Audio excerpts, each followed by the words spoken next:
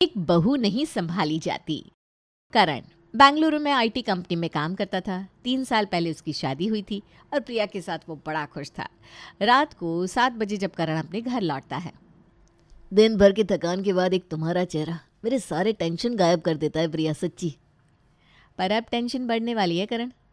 क्या क्या हुआ भैया, सब ठीक है ना? तुम्हारी तबीयत? अंदर कमरे में जाकर देखो ना। करण अंदर जाता है और देखता है कि कमरे की दीवारों पर हर तरफ छोटे बच्चों की तस्वीरें लगी हुई है। ये हर तरफ छोटे बच्चे की फोटोज, खिलौने। कोई बच्चा आया था क्या? आने वाला है प्रिंस या प्रिंसेस। प्रिया तुम आई कांट बिलीव दिस। छोटी प्रिया आने वाली है। बिल्कुल तुम्हारे जैसे दिखने वाली एक बच्ची मेरे गोद में होगी प्रिया। अरे ये क्या बात हुई? तुमने डिटेक्ट भी कर लिया कि अंदर मुझ जैसे दिखने वाली बेटी होगी, अंदर तुम जैसा दिखने वाला एक बेटा भी तो हो सकता है। अरे दोनों भी हो सकता है। Thank you thank you thank you Priya. मुझे समझ में नहीं आ रहा है इस खुशी को मैं कैसे बयां करूं। अचानक से मुझे लग रहा है कि मैं 5 साल और जवान हो गया हूँ। तो बताओ तुम्हें क्या चाहिए, क्या गिफ्ट लोगी प्रिया? इतना बड़ा गिफ्ट दिया है तुमने मुझे। मुझे तो तुमसे बस एक ही गिफ्ट चाहिए करण। तुम मुझे कभी भी छोड़कर मत जाना। साथ रहना सिर्फ एक घर में होना नहीं होता। साथ मतलब अच्छे और बुरे में अपने पार्टनर की स्ट्रेंथ बनकर रहना। रहोगे ना? अरे हमेशा। प्रिया की खुशी का ठिकाना नहीं था। रात को करण और प्रिया मिलकर पूरे परिवार को वीडियो कॉल पर ये गुड न्यूज़ देते हैं। अरे मेरी बहू, क्या खुशखबर सुनाई है तूने। आज सुबह ही मुझे सपने में एक छोटा सा बच्चा हमारे आंगन में खेलता हुआ दिखा था। मुझे लगा ये कुछ तो अच्छा होगा। ले, रात होते होते मिल गई ना गुड न्यूज़। जीती रहे बहू, जीती रहे। कल ही जाकर मंदिर में 500 रुपये का प्रसाद चढ़ा कर आइएगा। मैं दादी बनने वाली हूँ भाई। और मैं दादा। करण, अब बहू की जिम्मेदारी तुझ पर ही है। तू अकेले कैसे सब संभालेगा? तेरी माँ को भेज दूँ तेरे पास? अरे नहीं पापा, अब बेकार में टेंशन लेने लगते हैं। इससे पहले जब मैं प्रिया के साथ बेंगलुरु आ रहा था तब भी आपको लग रहा था नए शहर में हम दोनों कैसे एडजस्ट कर पाएंगे। कैसे क्या हो गया ना सब कुछ। आप फिक्र मत कीजिए, बेकार में मम्मी को परेशान क्यों करना। एक हाउस हेल्प रख लेंगे हम, कोई दिक्कत नहीं होगी। और ज़रूरत पड़ी तो बुला लेंगे ना मम्मी को। 2 दिन बाद ही अपनी बीवी को काम से छुट्टी देने के लिए करण एक काम वाली भी रख लेता है। इसी तरह दिन बीत रहे थे और प्रिया को 8वां महीना चढ़ जाता है। सुबह के 8 बजे बजती है दरवाजे की घंटी। अरे भैया भाभी, आप दोनों? तुम तो किसी को परेशान देखना ही नहीं चाहती हो। अगर तुम्हें बता देते कि हम यहाँ आ रहे तो तुम मना कर देती। इसलिए तुम्हारी भाभी का आइडिया था कि बिना बताए पहुँच जाते। अब से तुम्हारी डिलीवरी तक नीता यहीं रहेगी। अरे इतना सब करने की क्या ज़रूरत थी भाभी? अभी अभी तो आपकी शादी हुई है, आपको भैया के साथ वक्त बिताना चाहिए। ऐसे कैसे जीजा जी? ये सब तो कहने की बातें हैं। जितना साजन दूर रहे प्यार उतना बढ़ता है। और वैसे भी आज मैं ननद की प्रेगनेंसी में मदद करूंगी तो वो भी तो मेरी प्रेगनेंसी में मेरे काम आएगी। क्यों प्रिया दी? अरे बिल्कुल भाभी। इसी तरह 2 महीने और बीत जाते हैं और प्रिया एक नन्हे से बच्चे को जन्म देती है। प्रिया के ससुराल के सभी लोग बच्चे से मिलने आते हैं। तू देवी है बहू, देवी। तूने मुझे दादी बना दिया। लगता है जैसे कल की बात हो जब मैं इसी तरह करण को अपने गोद में उठाए घूमती थी। पर मैं बड़ी दादी नहीं हूँ भाई, बच्चे को कह देंगे मैं उसकी ताई हूँ। इतने दिनों बाद जिस फ्लैट में सिर्फ 2 लोग करण और प्रिया रहते थे, आज वहाँ नन्हे से मेहमान के दादा दादी और बड़ी दादी भी थे। 2-4 दिन रुककर सभी लौट जाते हैं। बच्चा होने के बाद प्रिया खुश कम उदास ज़्यादा रहने लगी थी। बच्चे को जन्म देने के बाद तो माँ खिल उठती है, पर तुम ऐसे मुरझाई हुई क्यों रहती हो प्रिया? अकेली पड़ जाती हूँ मैं, कोई हेल्पिंग हैंड नहीं होता। पर अब इस हालत में आप मुझे कोई काम नहीं करने देते। अब अकेले बैठे बैठे मेरा मन लगे तो कैसे? मैं सोच रही हूँ मैं मम्मी जी के पास चली जाती हूँ। पूरे परिवार के बीच में रहूँगी तो मेरा मन भी लगा रहेगा और बेबी को फैमिली का मतलब भी समझ में आएगा। तुमने तो मेरे मन की बात कह दी। मैं भी यही सोच रहा था प्रिया कि अगर बच्चा परिवार के बीच में बड़ा होगा तो कितना अच्छा रहेगा। यहाँ तो पूजा काम करने के बाद चली जाती है, फिर तुम्हें अकेले रहना पड़ता है। मैं रहता भी कहाँ हूँ तुम्हारा ख्याल रखने के लिए। प्रिया बड़ी एक्साइटेड हो जाती है अपने ससुराल जाने के लिए और इसी बीच उसकी फ्रेंड ज्योति उससे मिलने आती है। अच्छा हुआ ज्योति तू आ गई, अब मेरा सामान पैक करने में मेरी मदद कर। अरे पापा, थम जा बहन। तू पहली बार एक बहू देख रही हूँ जो अपने ससुराल जाने के लिए इतनी एक्साइटेड हुई पड़ी है। अच्छा, वैसे उसी शहर में तेरा मायका भी तो है? अरे नहीं, मायका 2-3 घंटे दूरी पर है। वैसे मैं जा तो ससुराल रही हूँ। एक तो इतने दिनों बाद बेबी के साथ वापस लौटूंगी और उसमें भी ससुराल न जाकर मायके चली जाऊँ तो ठीक लगेगा क्या? नहीं। और इतना सफ़र अभी मैं कर भी नहीं पाऊँगी। मैं करण के साथ यहाँ रहती हूँ तो अपने ससुराल वालों के साथ रहने का मौका कहाँ मिलता है मुझे। उन्हें भी तो कई उम्मीदें होंगी ना छोटी बहू से। अब यहाँ देख दिन भर दीवारों से बात करती हूँ। बेचारा मेरा बच्चा भी ना बोर हो जाता होगा जब अपने परिवार को देखेगा, दादा दादी, बड़ी दादी, पड़ोसी, आसपास के बच्चों से मिलेगा तो कितना खुश होगा। सूरज बड़जात्या की मूवी देख कर आई है क्या तू? प्रेगनेंसी के बाद ससुराल जाना कितना रिस्की होता है पता है तुझे? मुझसे पूछ, मैंने देखे हैं ससुराल वाले के रूप। पहले तो आपको प्रेग्नेंट होने के लिए फोर्स करेंगे। जिस दिन आप प्रेग्नेंट होगे इतनी खुशी मनाई जाएगी मानो ससुराल वालों ने 2020 वर्ल्ड कप जीत लिया हो। पर उसके बाद होगी प्रॉब्लम शुरू। कोई तुम्हारी तकलीफ नहीं समझेगा। अरे बहुत प्रॉब्लम होती है बहन। मैं तो कह रही हूँ इस टाइम को खुद के लिए इन्वेस्ट कर और यहीं रह जा। प्रिया ज्योति की बात तो सुन लेती है पर उसे मानती नहीं। रात को जब करण घर आता है, आज के बाद ना मैं कभी ज्योति का मुंह नहीं देखने वाली। अरे भाई ऐसी लड़कियां होती हैं जो अपने दोस्तों का घर भी फोड़ दे। मम्मी जी कोई मेरी दुश्मन थोड़ी ना है, वहाँ जाकर मैं खुशी रहूँगी ना। मुझे तो पहले ही ये ज़रा उल्टे दिमाग की लगती थी। इसका नंबर ही ब्लॉक कर दो तुम, वरना मम्मी के घर पर भी बार बार फ़ोन करके तुमसे पूछेगी क्या हो रहा है, क्या नहीं हो रहा, और हर चीज़ में कमियां निकालेगी। और फिर चली जाती है प्रिया करण के साथ अपने ससुराल। बड़े प्यारे तरीके से सभी नए बच्चे का ग्रैंड वेलकम करते हैं। देखा प्रिया, इससे कहते हैं परिवार का प्यार। रात के वक्त खाने पर वहाँ हम दोनों मिलकर कैसे ही बेबी को संभाल पाते मम्मी। ना ही अच्छी कुक मिल रही थी, ना ही अच्छी मालिश वालिश, और ना ही प्रिया का मन लग रहा था। उसने कहा मम्मी जी के पास ही चलता है, अब आप लोगों को ये सब संभालना है। तू बेफिक्र रह बेटा, भगवान ने मुझे पोता नहीं दिया पर अपनी देवरानी के पोते को ही पाल लूँगी मैं। काम फिर भी अपनी देवरानी की बहू से करवा लेना चाहिए था ना मम्मी जी। रात को ट्रेन में बैठकर करण वहाँ बेंगलुरु के लिए निकलता है तो यहाँ प्रिया की दिन दुनिया बदल जाती है। सुषमा प्रिया के कमरे में आती है। अरे बहू, तूने फिर से पंखा चालू कर लिया। कितनी बार तुझे बोला है पंखे के नीचे सोना तेरी सेहत के लिए ख़राब हो सकता है। बाद में हाथ पैर मुड़ने लगेंगे तो मुझे मत कहना। कितने दिनों से नहाई भी तो नहीं हूँ मम्मी जी, इतनी इरिटेशन हो रही थी इसलिए फ़ैन ऑन कर दिया। वैसे मैंने डॉक्टर से पूछा तो उन्होंने बोला कोई दिक्कत नहीं है। डॉक्टर तो कह रहे थे मैं नहा सकती हूँ। नहा लो भाई, नहा लो, फिर लग जाएगी तुम्हें सर्दी और वही दूध पिएगा मेरा लल्ला।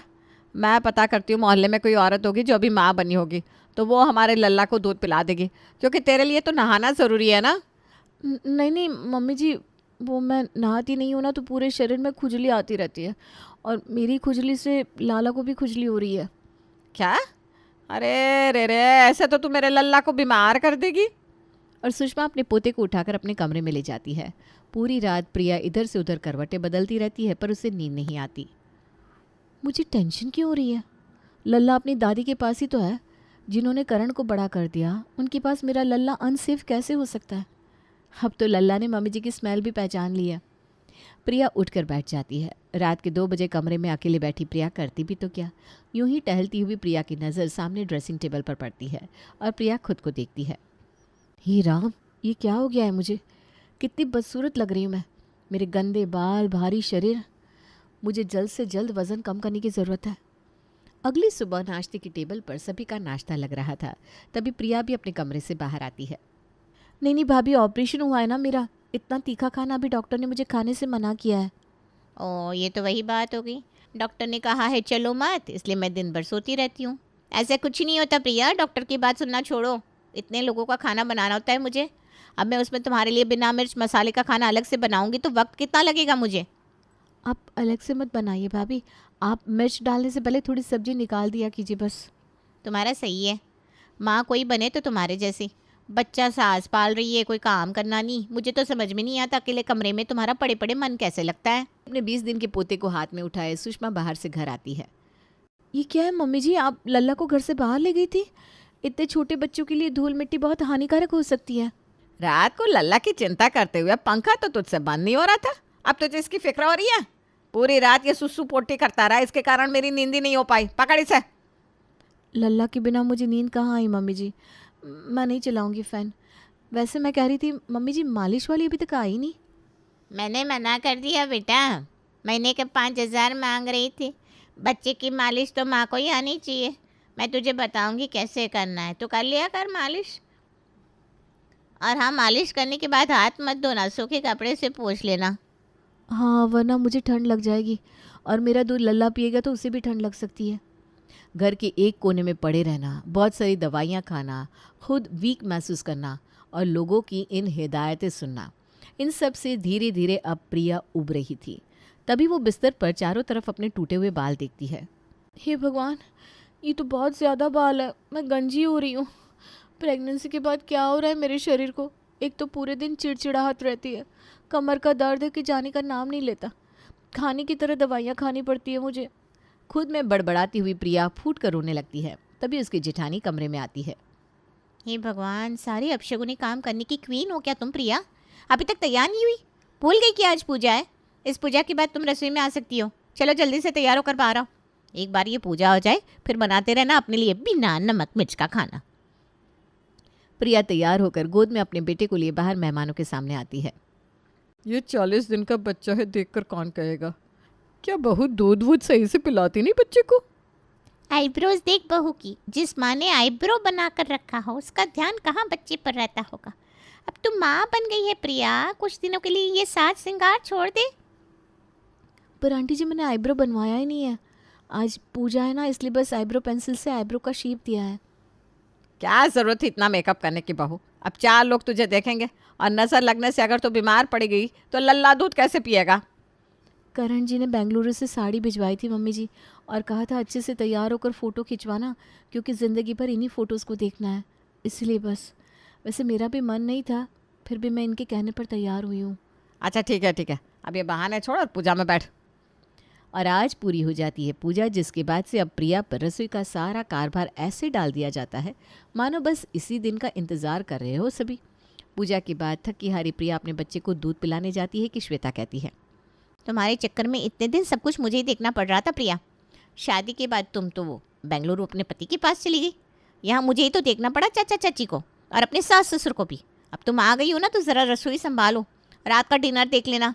कच्ची सब्जियाँ मैंने स्लैब पर रख दी है, बना लेना, ठीक है? प्रिया को अब कम से कम 2 वक्त का खाना तो बनाना ही पड़ता था, क्योंकि श्वेता आए दिन अपने मायके जाकर बैठ जाती थी। अरे बहू देख, तेरे लल्ला ने पट्टी कर दी। जी अभी आई ताई जी। गैस का नॉब बंद करके प्रिया फौरन भागती है और अपने बच्चे की डायपर बदलती है। तभी उसके जेठ जी श्वेता को आवाज़ लगाते हैं। श्वेता तो घर पर है नहीं बहू, देख तेरा जेठ क्या कर रहा है। ज़रूर दुकान की कोई फाइल नहीं मिल रही होगी। प्रिया अपने जेठ जी को दुकान की फाइल ढूंढ कर देती है। बार बार यहाँ से वहाँ करने के कारण प्रिया की कमर में बहुत तेज़ दर्द होने लगता है और वो कमर का पट्टा लगाकर सोफे पर बैठ जाती है। अरे क्या होगा तुम लोगों के शरीर का? मैं तो तुझे कहने वाली थी कि लगते लगते दूसरा बच्चा भी कर ले, एक साथ दोनों पल जाएंगे, पर यहाँ तो 2 कदम चलने भर से तुझे कमर में बैंड लगाने पड़ जा रहे। वही तो सुषमा, ये हरकतें हमारी होती तो 4-4 5-5 बच्चे पल जाते क्या। लल्ला को भूख लगी होगी, मैं उसे दूध पिला कर आती हूँ ताई जी। प्रिया सभी की बातों को इग्नोर करके अपने बच्चे के साथ कमरे में आ जाती है और जैसे ही उसे दूध पिलाने जाती है उसका बच्चा दूध नहीं पीता। हे भगवान, कल रात को भी दूध नहीं पीना चाह रहा था लल्ला, अब भी नहीं पी रहा। दूध पी ले बेटा, अगर तूने दूध नहीं पिया तो तेरी दादी मुझे कहीं का नहीं छोड़ेगी। प्रिया फ़ौरन डॉक्टर को कॉल करती है। डॉक्टर उसे बेबी मिल्क पाउडर सजेस्ट करते हैं। प्रिया खुद ही मार्केट जाकर अपने बच्चे के लिए मेडिकल शॉप से दूध लेकर आती है और उसे बनाकर पिलाने लगती है, पर श्वेता ये देख लेती है और जाकर घर पर सभी को इस बारे में बता देती है। आप जाकर बात करिए बहू से सुषमा जी, यह क्या हरकत है? अगर बच्चा माँ का दूध नहीं पिएगा तो शरीर में ताकत कैसे आएगी उसके? अपना फिगर मेंटेन करने पर आ गई है ना प्रिया मम्मी जी, तो क्यों पिलाएगी हमारे लल्ला को दूध? प्रिया अभी नई नई माँ बनी थी, उसके लिए ये सब नया था। इतने सारे प्रॉब्लम्स के बाद जब कोई आपको समझे ना तो इंसान डिप्रेशन में चला ही जाता है। प्रिया पोस्टपार्टम डिप्रेशन में थी, पर उसके ससुराल में ना कोई उसकी इस कंडीशन को समझना चाह रहा था ना उसे सुनना। पर इत्तेफाक से करण प्रिया से मिलने आता है। रात के 1 बजे छुप कर करण प्रिया के कमरे में आता है। हाँ, ये क्या है बहू, तू टकली हो गई? तेरे माथे पर तो जगह जगह बाल उड़ गए, सवेरे तक तो सब ठीक था। ड्रेसिंग टेबल के पास नकली बाल रखे हैं सुषमा, लगता है बहू वीक लगाती होगी। तब तो ज़रूर इसे शादी के पहले से ही गंजेपन की बीमारी होगी। ला प्रिया, मेरा पोता मुझे दे दे। बेचारे मेरे करण का तो मुंह ही उतर गया है। तो फिक्र मत कर बेटा, हमें तो अपना पोता मिल गया है, अब तेरी दूसरी शादी कर देंगे। बस मम्मी बस। जब भी मैं प्रिया को कॉल करता था उसकी आवाज़ से मुझे लगता था कुछ तो गड़बड़ है, वो ठीक नहीं है। पर प्रिया एक बात नहीं बताती थी मुझे। अब मुझे समझ में आ रहा है कि क्या दिक्कत हो रही थी प्रिया को। करण, मुझे लगा मैं कुछ भी बोलूँगी तो सबको लगेगा कि 4 दिन ससुराल में रही और इसे दिक्कत सी होने लग गई। मेरे शरीर में बहुत दर्द रहता है, दवाइयों के कारण बाल भी जा रहे हैं। मेरे चेहरे के पिंपल्स देखकर पड़ोस की चाची कहने लगी, ऐसी बदसूरत दिखोगी तो तुम्हारा पति तुम्हें छोड़ देगा। इसलिए मैंने फिर विग लगाना शुरू कर दिया। फेस पर क्रीम लगाई तो गाल पर छाइयाँ पड़ गई। लल्ला दूध ही नहीं पीना चाहता, उसे पाउडर का दूध देती हूँ तो मम्मी जी को लगता है मैं ये जानबूझकर कर रही हूँ। ऐसा नहीं है करण। मैं इसीलिए छोड़ कर गया था क्या मम्मी प्रिया को आपके पास? एक बहू नहीं संभाली गई आप लोगों से? प्रिया मेरी अर्धांगिनी है और उसे किसी तकलीफ में मैं नहीं देख सकता। प्रिया से अगर काम नहीं हो रहा तो वो काम नहीं करेगी, उसके लिए मैं काम वाली रख दूंगा। और फिर भी अगर प्रिया को तकलीफ हो रही है तो प्रिया मेरे साथ बेंगलुरु वापस चलेगी। जिस तरह आज करण ने प्रिया की तकलीफ को समझा और उसकी ढाल बनकर खड़ा हो गया, अगर ऐसे ही हर पति अपनी पत्नी के लिए बोलना शुरू कर दे तो प्रेगनेंसी के तुरंत बाद औरतों को जो तकलीफ झेलनी पड़ती है उन्हें झेलनी ही ना पड़े।